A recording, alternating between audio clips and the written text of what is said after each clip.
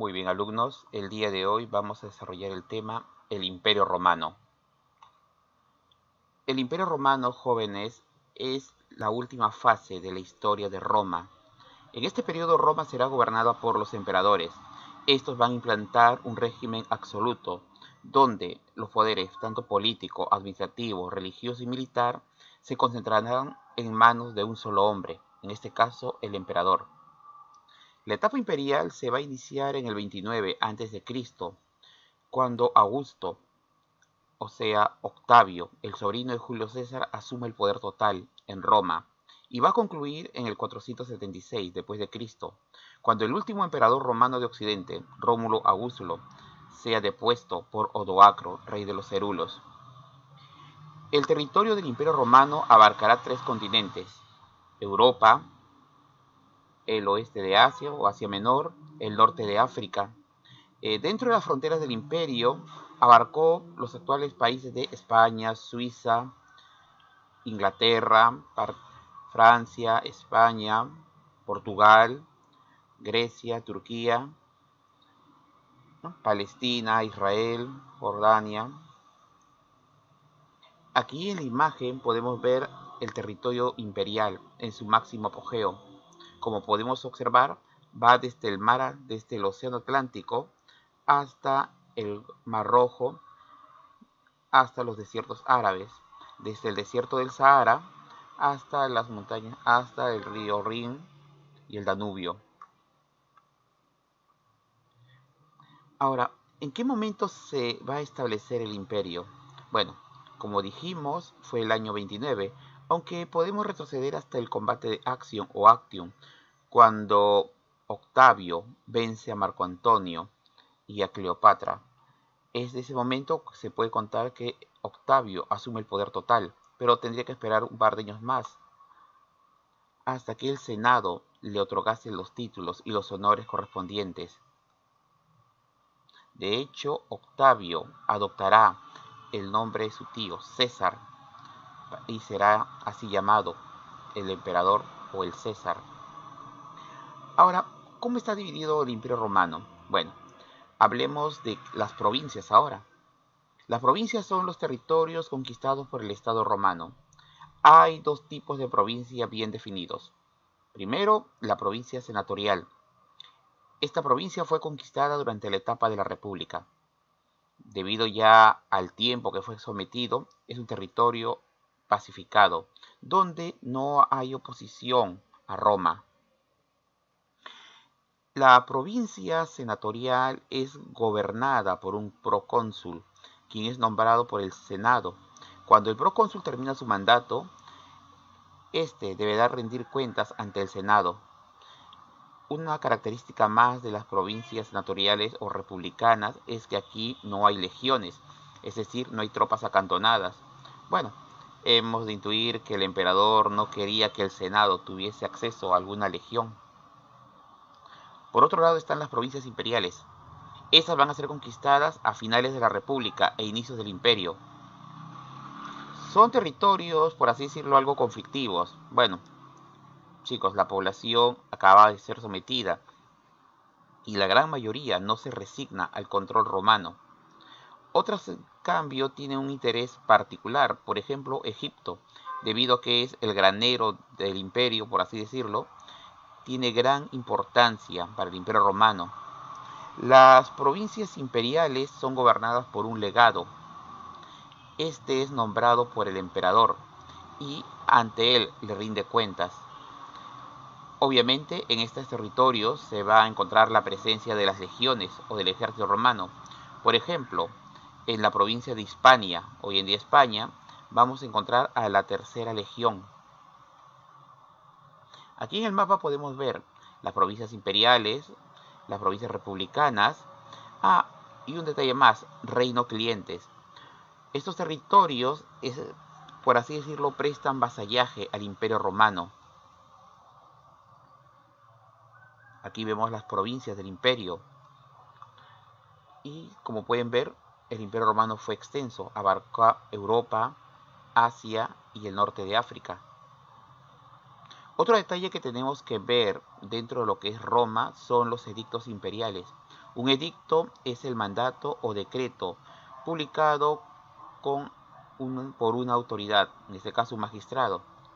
Aunque en lo que es el imperio, jóvenes, el edicto es el decreto imperial. Los emperadores van a gobernar por medio de decretos. Es obvio que a lo largo de la historia del imperio muchos decretos se van a dar, pero de estos decretos 4 van a ser los que van a destacar. Por ejemplo, el edicto perpetuo fue decretado por el emperador Adriano en el 131 después de Cristo. En este edicto se va a homogeneizar el derecho romano, es decir, a partir de este momento la misma ley va a ser válida para cada provincia del imperio. Es decir, ya no va a haber leyes diferenciadas de una provincia a otra o de un reino a otro. Para todo el imperio será válida la misma ley, el mismo marco legal. Otro edicto célebre es el edicto de Caracalla, decretado por el emperador del mismo nombre. Aquí, jóvenes, se le va a otorgar la ciudadanía romana a todo hombre libre que viva dentro de las fronteras imperiales. La idea de este edicto es comprometer a todos los habitantes del imperio, convertirlos en ciudadanos, para de que de esta manera puedan prestar apoyo en las legiones, en el ejército, y todos puedan ser grabados con los mismos impuestos. La idea era salvar al imperio, obtener fuerzas para enfrentarse a los bárbaros. Lamentablemente este edicto no funcionaría, ya que los tiempos de la República habían pasado y el pensamiento era otro. El famoso Edicto de Milán, decretado por el emperador Constantino en el 313. Aquí se va a conceder tolerancia religiosa, jóvenes. Es decir, ya no va a haber persecución a nadie por su religión. Este decreto va a beneficiar en particular a los cristianos. ¿Ya? Este decreto fue dado por Constantino, quien cuenta que previo a la batalla del puente Emilio, vio una cruz en el cielo, donde se leía Id hoc signo vinces, con este signo vencerás. Lo cierto es que el emperador Constantino daría el decreto de Milán y permitiría a los cristianos practicar su fe. El cuarto y último edicto es el edicto tesalónico, que fue decretado por Teodosio en el 380. Aquí, jóvenes, el cristianismo no solamente ya es tolerado, sino que a partir de ahora se convertirá en la religión oficial del Imperio Romano. Es decir, a partir de ahora el Estado Imperial Romano tendrá una religión oficial, adoptará el cristianismo y se empezará a cristianizar a toda la población del imperio. Aquí vemos una imagen, ¿no?, alusiva a la época.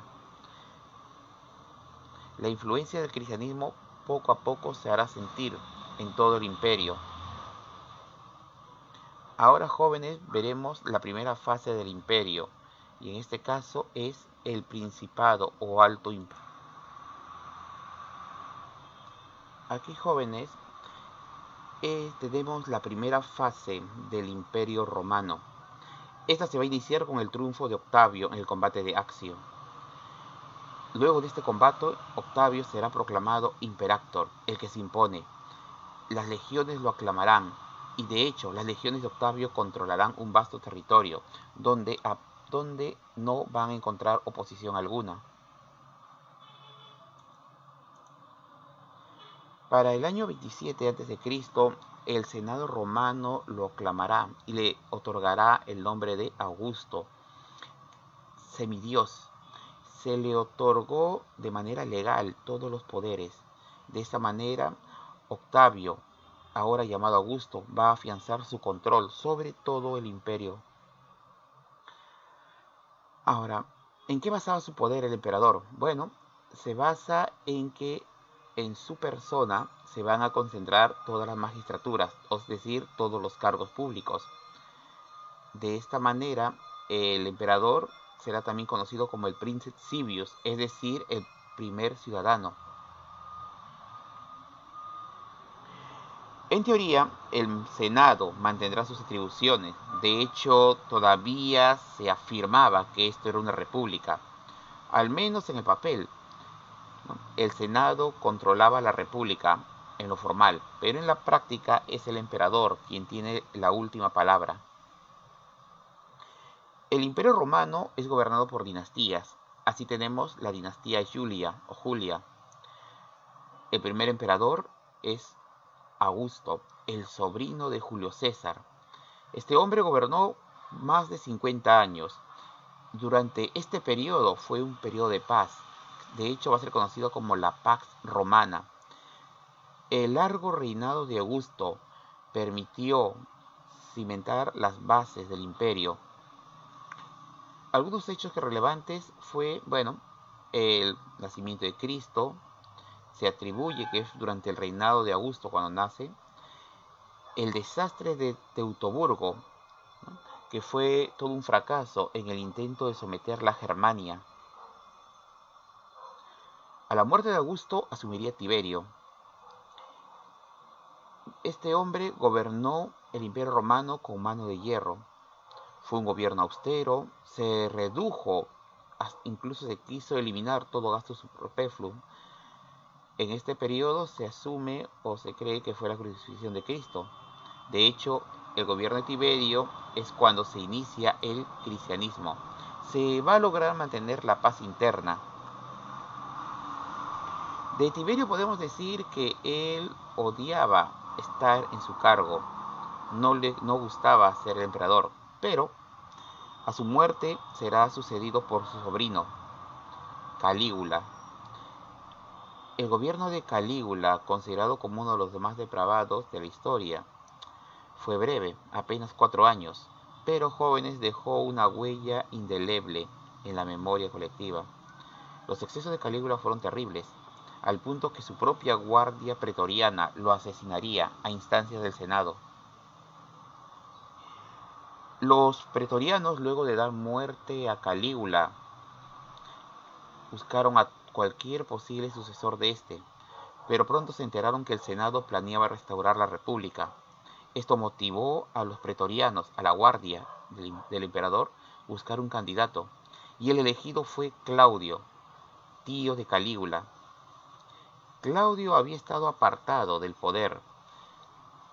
En esta persona eran notorias, ¿no?, deficiencias físicas como cojera, tartamudez, pero contra todo pronóstico Claudio sería coronado emperador por la guardia pretoriana. Claudio pagó este favor a los guardias con un cuantioso botín. Esto sentaría un mal precedente. A partir de ahora la guardia pretoriana estaría dispuesta a vender la corona imperial al mejor postor. Con todo, el reinado de Claudio fue un reinado exitoso. Se construyó el acueducto Agua Claudia, como pueden ver en la parte inferior izquierda. Conquistaron Britania, lo que es Inglaterra. Se van a consolidar los primeros grupos cristianos, esos en el territorio de Judea. Claudio sería asesinado por su esposa Agripina, quien era la madre de Nerón. Nerón es el hijastro de Claudio. Fue educado por el filósofo Séneca, quien era precursor de la doctrina del estoicismo. Nerón asumió el trono de Roma siendo aún un adolescente. Contra lo que muchos creen, el gobierno de Nerón, o al menos al inicio, fue un gobierno exitoso. Sus primeros años de gobierno no hay nada que reclamar. Fue asesorado por sus maestros, pero cercano a los 30, Nerón enloquecería. El punto de inflexión en las locuras de Nerón fue el incendio a Roma. A él se le acusa de haber provocado este incendio. Todas las sospechas fueron hacia él. De hecho, una de las pruebas que se presentó en su contra fue que Nerón, en medio del incendio, pidió una lira para componer un poema en honor a Troya, que ardía. Lo cierto, jóvenes, es de que Nerón pronto tuvo que alejar las sospechas sobre su persona y acusó a un grupo que estaba surgiendo en Roma, eran los cristianos. Nerón acusó a los cristianos de haber sido los que provocaron el incendio y bueno, se inició la persecución contra estos. Ahora, bien, contra lo que solemos creer, jóvenes, la persecución de Nerón no fue tan terrible como nos la pintaron. La persecución de Nerón se centró exclusivamente en la ciudad de Roma. Fuera de la ciudad de Roma los cristianos estaban tranquilos. Pero Nerón tuvo la mala suerte de que sus enemigos sean sus biógrafos. Así que a él se le va a atribuir todos los males del imperio. Con el paso del tiempo, la cordura de Nerón, ¿no?, iría desmejorando. Pronto Nerón presentó una serie de excesos y esto lo llevó a enfrentarse con el Senado. El Senado no lo toleró más y lo condenó a muerte. Pero para evitar la condena, había sido condenado a muerte por flagelación. Se suicidó.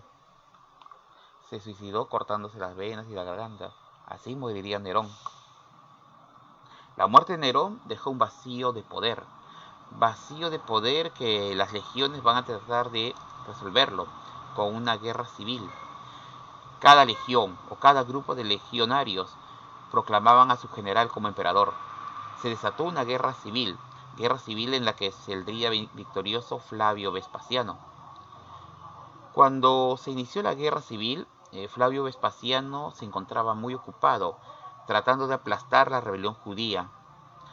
Pero pronto las noticias desde Egipto llegaron. Sus legiones acantonadas en Egipto lo habían aclamado como emperador. Vespasiano tuvo que ponerse al mando de sus legiones y marchó pronto a Roma. Por lo tanto, tuvo que abandonar el escenario de guerra, dándole a los judíos un respiro, al menos de unos años. Cuando Nerón logra vencer a sus rivales y ocupa el trono de Roma, le ordenaría a su hijo Tito que acabase con la insurrección judía. Tito obedeció a sus padres y marchó sobre Palestina, sobre Israel. Destruyó todo lo que encontraba a su paso, hasta llegar a Jerusalén. La ciudad fue cercada, fue asaltada y destruida. Una de las lamentables pérdidas fue la destrucción del templo levantado por Herodes. Se dice que Tito quería salvarlo, pero no pudo hacer nada. La ciudad terminó siendo arrasada y sus habitantes, los que sobrevivieron, terminaron siendo vendidos como esclavos. Pero la caída de Jerusalén no significó el fin de la rebelión judía. Los judíos siguieron resistiendo. El último lugar donde los judíos resistieron fue en la fortaleza de Masada. A los romanos les tomó más de 5 años tomar esta fortaleza. Cuando muere Vespasiano, Tito asume el mando del imperio. El régimen de Tito es un régimen tiránico. Toda oposición debía ser eliminada. Pero Tito quería congraciarse con el pueblo, así que iniciará una serie de obras que halagarían al pueblo. Aquí podemos ver, jóvenes, un grabado, ¿no?, en una columna que conmemora el triunfo de Tito sobre los judíos. Podemos ver cómo las legiones se llevan el candelabro de los hebreos, se lleva todas las riquezas de Jerusalén. Pero ¿para qué necesitaban tanta riqueza los romanos? Bueno, Roma deseaba iniciar la construcción, ¿no?, de sus coliseos, pero primero, ¿qué hicieron con los judíos? Bueno, se decidió acabar con el problema judío de una buena vez. Se ordenó la expulsión de los judíos de todo lo que hoy en día es Israel y Palestina. Los judíos fueron expulsados. Como pueden ver en el mapa, estamos ante la diáspora judía. Los judíos fueron expulsados y se dispersaron por Europa, África y Asia. Pero, como les dije, las riquezas de Jerusalén tuvieron un fin. Permitieron, ¿no?, que se pagase la construcción de esta gran obra, el Coliseo Romano, una de las mayores obras arquitectónicas del imperio. Jóvenes, es el anfiteatro Flavio. En este lugar sería recordado por sus peleas entre los gladiadores del imperio. Pero el gobierno de Tito también es ensombrecido por la erupción del Vesubio. Las ciudades de Pompeya y Herculano serán destruidas.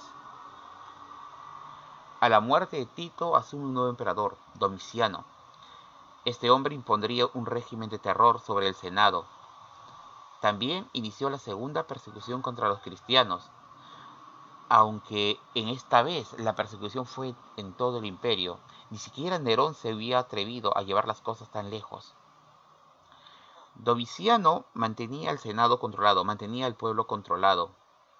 Pero, de igual manera, los excesos de Domiciano pronto atrajeron la ira del Senado, que no dudaron en complotar contra él y asesinarlo. La muerte de Domiciano volvió a provocar una guerra civil. En esta guerra civil una facción saldría vencedora. El Senado romano impuso a uno de sus miembros como emperador, y tendríamos así al emperador Nerva. Nerva impondría la idea del Optimus. Nerva va a imponer la idea del Optimus, es decir, que gobiernen los mejores. Que gobiernen los mejores. El siguiente emperador joven es Trajano. Trajano es el primer emperador que no nació en la península itálica. Él nació en Hispania y será considerado como uno de los mejores emperadores del imperio. Está en la lista de los 5 mejores emperadores. En su reinado de él, el imperio romano logró su apogeo, tanto económico, cultural y territorial. De hecho, él conquistaría los territorios del Dacia y Edesa. Se le recuerda por haber participado en las llamadas guerras dacias.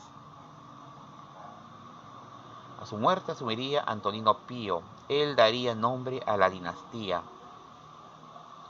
Posteriormente sería sucedido por Adriano. Este hombre venció a los pueblos vecinos del imperio. Pero el detalle es que Adriano iniciaría una política de renunciar a la política de expansión. Adriano decidió proteger las fronteras del imperio. Para ello estableció los limes. ¿No? Aquí podemos ver las fronteras que construiría. En la parte derecha tenemos el famoso muro de Adriano, que protegería la parte romanizada de la isla de Britania. Esta era la política de Adriano al respecto a la defensa del imperio: construir fuertes, castillos, fortalezas para garantizar la seguridad de su imperio. También a Adriano se le recuerda por el edicto perpetuo. El siguiente emperador joven es Marco Aurelio. Él es el emperador filósofo. Él es parte de la doctrina de los estoicismo. Marco Aurelio venció a los germanos. Bajo su reinado se va a dar el apogeo del imperio. Lamentablemente, el destino hizo que su hijo Cómodo, el peor dotado de ellos, asumiese el imperio. Con Cómodo se iniciaría la decadencia del imperio. Cómodo fue asesinado. Tras su asesinato se desató una lucha por el poder. Lucha por el poder en la que saldría airoso Séptimo Severo, iniciando así una dinastía militar. Séptimo Severo no es romano, no tiene nada de sangre romana. De hecho, él es oriundo de África. Pese a todo, impuso un régimen fuerte, un régimen autoritario, pero que salvaría y mantendría el orden en el imperio. Séptimo Severo fue un buen gobernante, pese a todo, pero dejaría el trono a su hijo Caracalla. Caracalla se sabe por las crónicas que tenía un carácter que recordaba a Calígula, pero Caracalla tenía una visión más, digamos, internacional. Caracalla abrió guerras contra los bárbaros y guerra contra el imperio parto. De hecho, él moriría combatiéndolos. A su muerte asumiría Heliogábalo. Este emperador excéntrico impondría un culto solar. Heliogábalo fue asesinado por la guardia pretoriana.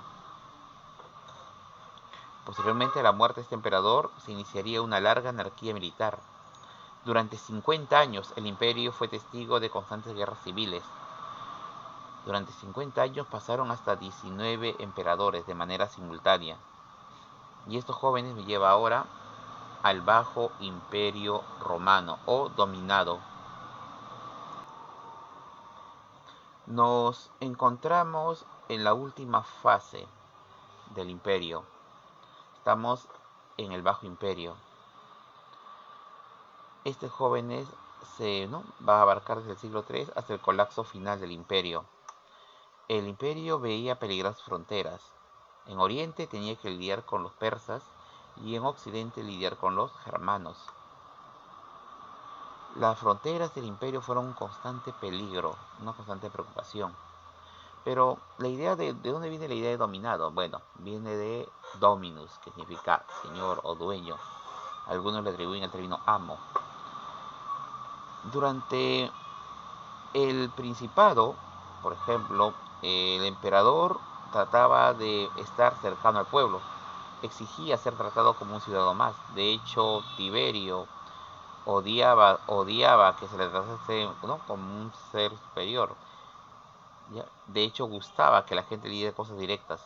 Pero en el dominado, el emperador es prácticamente un semidios. Mantiene a la población a raya. Ahora, durante el Bajo Imperio vamos a ser testigos de la crisis. El Imperio Romano entró en un proceso de decadencia. Pero ¿cuáles fueron las causas que originaron la crisis? Una de las primeras causas, jóvenes, son las contradicciones internas. Largas guerras civiles, la ambición de los generales, que son proclamados emperador por sus propios legionarios. Chicos, llegamos a un punto, ¿no?, que la gravedad en la situación del imperio ya era terrible. Y no ayudaba que la guardia pretoriana hubiese adquirido el mal hábito de asesinar al emperador al primer contratiempo y luego ofertar la corona imperial, cual subasta padeciese. Dentro de la crisis del imperio, chicos, fuimos testigos de la secesión del imperio. El imperio romano se fraccionó en 3 sectores. La zona verde es el imperio romano galo. La zona amarilla es el imperio de Palmira, gobernado por la mítica Zenobia de Palmira. Y el resto, la zona naranja, jóvenes, es propiamente lo que quedaba del imperio romano. Roma se había segmentado, se había fracturado. Y pronto los siguientes emperadores tendrían que hacer lo que sea para volver a unificar el imperio, restablecerlo. Otro problema dentro de la crisis que se vive en el imperio es la pérdida de los valores cívicos. El apoyo de la población al Estado, su compromiso hacia el imperio, simplemente ya no existe. La población no muestra preocupación por el futuro del imperio. ¿Ya? Con el edicto de Caracalla se trató de despertar las virtudes cívicas, pero no se logró.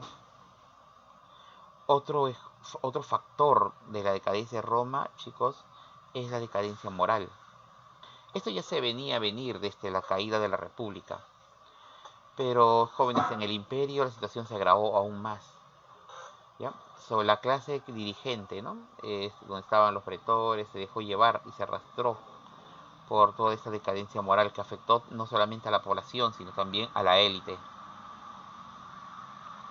Luego tenemos, jóvenes, la crisis económica. El Imperio Romano fue testigo de profundas crisis económicas que los obligarían a devaluar su moneda. Pero, ¿por qué se dio esta crisis? Bueno, se dio porque el comercio internacional es deficitario.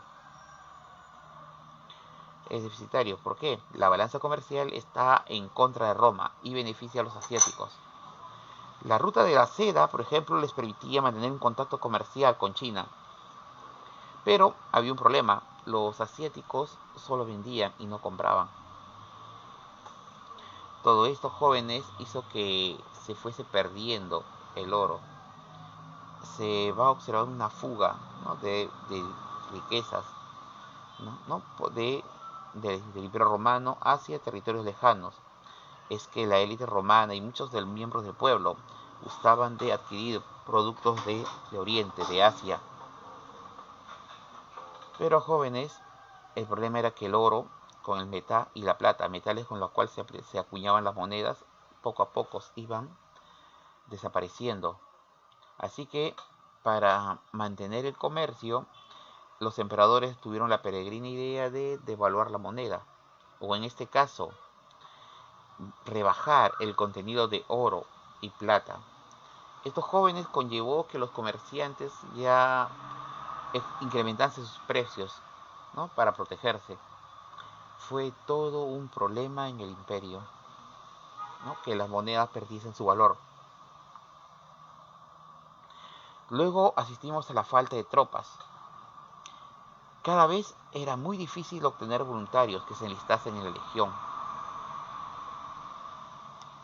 Hay muchas razones para poder explicar esto. Ahora, la vida en la legión ya no traía a nadie.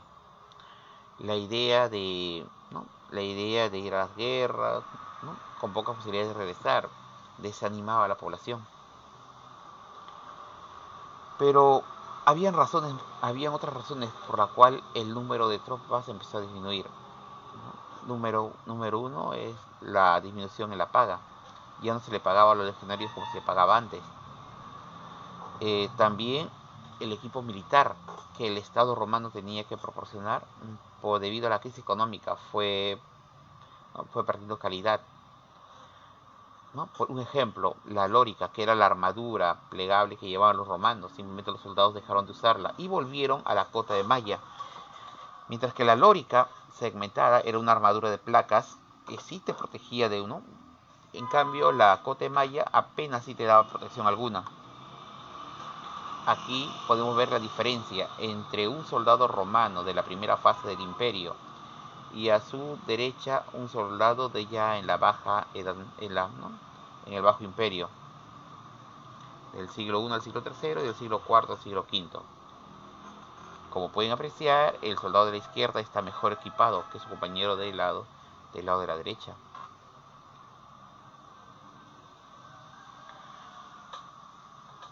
Se trató de buscar soluciones para la falta de tropas y una de ellas fue empezar a reclutar a los germanos. De esta manera los germanos se van a ir integrando, ¿no? Se van a ir integrando poco a poco. La idea era que los germanos fuesen el brazo armado del imperio, pero ya sabemos cómo terminó esto. Ahora, ¿por qué faltaban esclavos? Bueno, había una profunda crisis. La falta de esclavos va a afectar la economía del imperio romano. Es que la población no estaba adaptada a otro tipo de producción, a otro tipo o modo de producción. Para ellos la mano de obra tenía que ser esclava, sí o sí. Ahora, ¿cómo trataban a los esclavos? Bueno, chicos, el trato que recibían era terrible, por no decir cruel. Los esclavos no tenían ningún derecho alguno. Aunque los más afortunados eran aquellos que se dedicaban a las labores domésticas, porque otros tipos de esclavos la tenían un poquito más difícil. ¿Ya?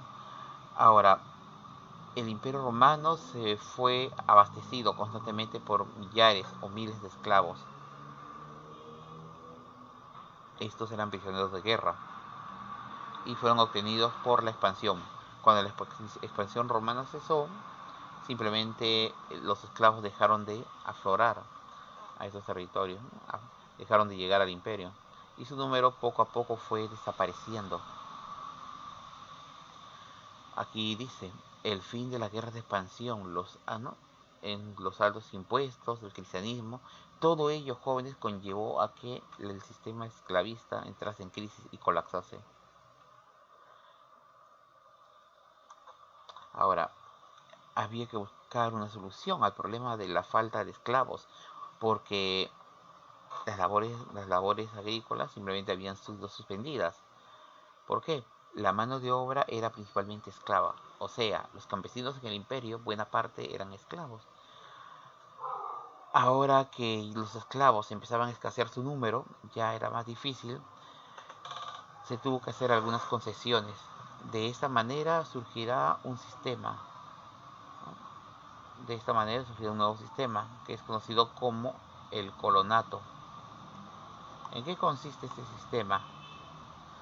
¿En qué consiste el sistema del colonato? Bueno, chicos, el sistema del colonato consiste en lo siguiente. Se va a parcelar el territorio del imperio. Va a haber una parcelación de las tierras. Y se le va a entregar, ¿no? Se le va a entregar a gente pobre, libertos, o sea, esclavos e incluso vikingos. La condición es la siguiente.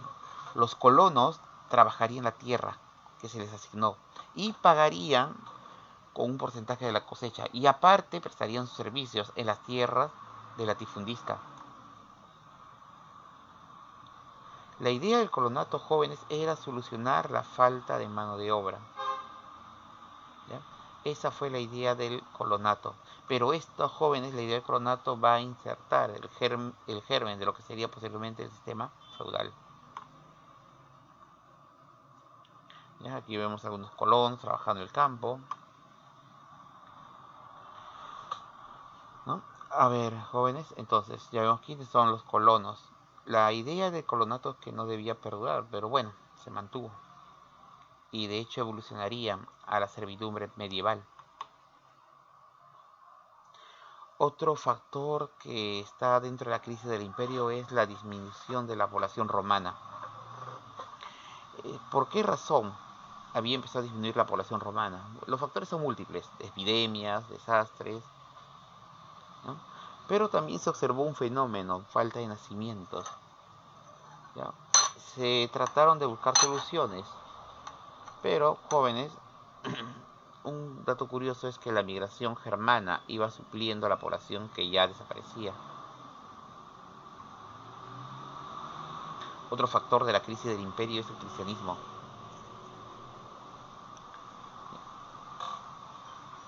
Ahora, algunos autores, un buen número de ellos, piensan que el cristianismo fue responsable de la caída del imperio, ya que el cristianismo aportó valores que eran incompatibles con una sociedad imperialista como era en ese momento el Imperio Romano. Ahora, jóvenes, vamos a ver acá tenemos, por ejemplo, jóvenes, a Diocleciano. Él se va a imponer tras una larga guerra civil. Cual Vespasiano de su época impuso el orden en el imperio. Para ello va a establecer la llamada tetrarquía. ¿Qué es la tetrarquía? Bueno, la tetrarquía es la división del imperio romano en 4 áreas administrativas bien definidas. Aquí tenemos, por ejemplo, de amarillo, los territorios del Augusto de Occidente, los territorios del César de Oriente, el territorio del César de Oriente y el territorio del Augusto de Oriente. ¿Ya? Hay que recordar, jóvenes, que esta división no se está partiendo el imperio, simplemente se está repartiendo zonas administrativas. La unidad imperial se trató de preservar. Posterior a Diocleciano asumiría el trono Constantino. Con él se trasladó la capital a la ciudad de Constantinopla. Aquí Constantino dará el célebre Edicto de Milán, donde cesará toda persecución a los cristianos. El siguiente emperador es Teodosio. Él dio el célebre Edicto Tesalónico, y este edicto haría posible que el cristianismo sea la religión oficial del imperio. Ahora, cuando Teodosio va a morir, va a ser una división del imperio romano. A su hijo Honorio le va a entregar Occidente y a su hijo Arcadio le entregará Oriente. Aquí tenemos, por ejemplo, jóvenes, cómo fue la división del imperio. El siguiente punto que vamos a ver en el tema son las invasiones bárbaras. Empecemos con una pregunta sencilla. ¿Quiénes eran? Bueno, los romanos llaman bárbaro a todo pueblo que vive fuera de las fronteras del imperio. Es por eso que esta gente no tiene las costumbres, ni el idioma, ni el credo de la población romana.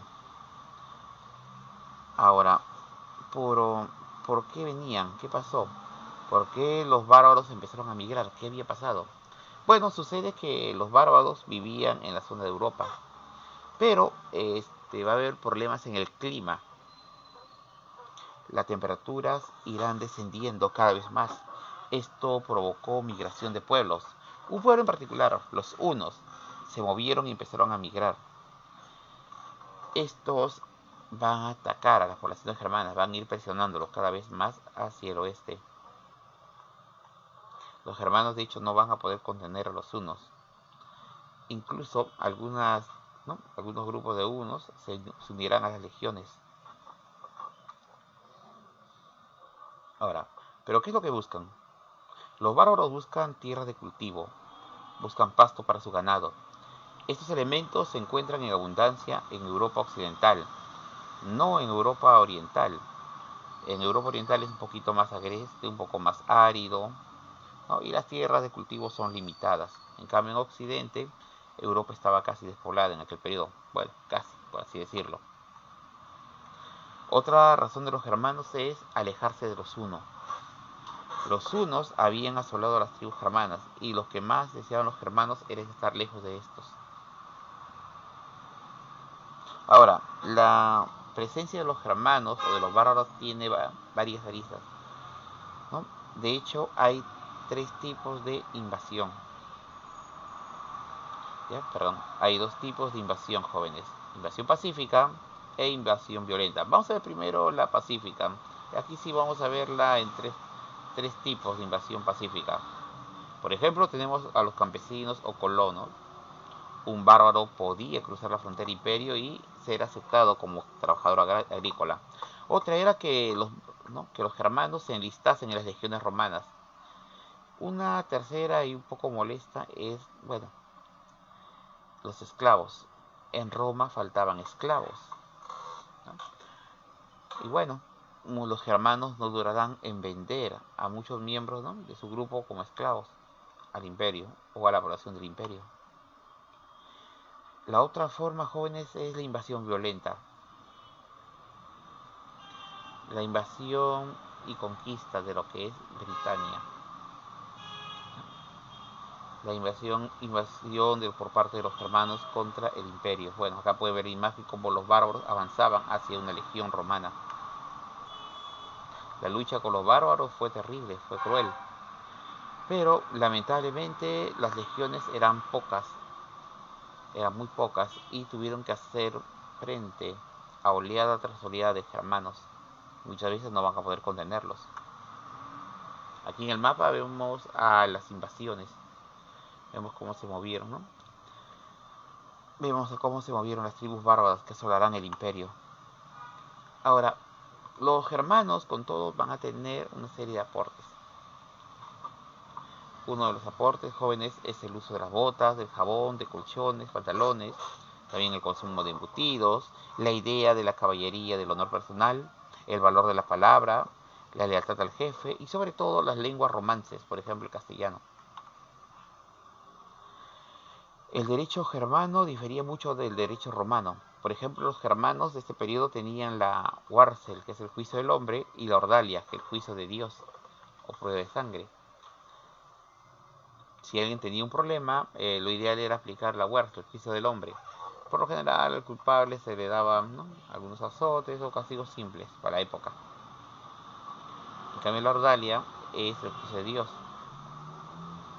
Se somete a la persona a pruebas extremadamente peligrosas, como meter la mano a una olla, ¿no?, una olla grande, y sacar una piedra, siempre que la olla esté, ¿no?, con agua hirviente. La idea, joven, de la Ordalia es que los dioses apoyarían al inocente. Otras características, jóvenes, son la ley sálica, que prohíbe que el acceso a las mujeres, ¿no?, el acceso a las mujeres al poder político; el código de Eurico, que es la recopilación de las leyes visigodas; el código de Teodorico, ¿no?, que es válido a ostrogodos y romanos; el famoso derecho de sangre, que es la sucesión de padre e hijo; y la ley de razas de Wamba. Ahora, los germanos, al igual que los romanos, tenían su propia cosmovisión. Como todo pueblo de la antigüedad, eran politeístas, es decir, tenían muchos dioses. Siendo estos el más importante, Odín, quien es el dios principal; Freya, la diosa protectora de la fertilidad; y Thor, el célebre dios del trueno. Ellos son jóvenes, los dioses nórdicos. Aquí, por ejemplo, tenemos a Thor, ¿no?, peleándose con los gigantes. En la cosmovisión de los nórdicos, ellos hablan del Valhalla, que es el paraíso de los guerreros, lugar donde todos los guerreros valientes que mueran en batalla asistirán. Pero quienes llevaban esos valientes guerreros no eran otras que las valquirias, las doncellas de Orín, hermosas mujeres que cabalgaban briosos caballos y visitaban los campos de batalla llevándose las almas.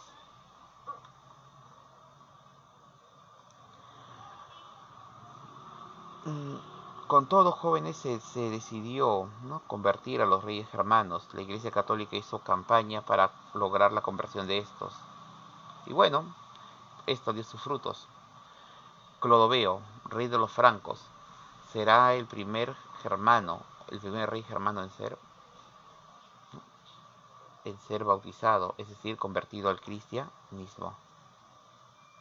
Los germanos adoptaron el cristianismo. Muchos pueblos germanos van a adoptarlo, pero lo harán a su manera, por así decirlo.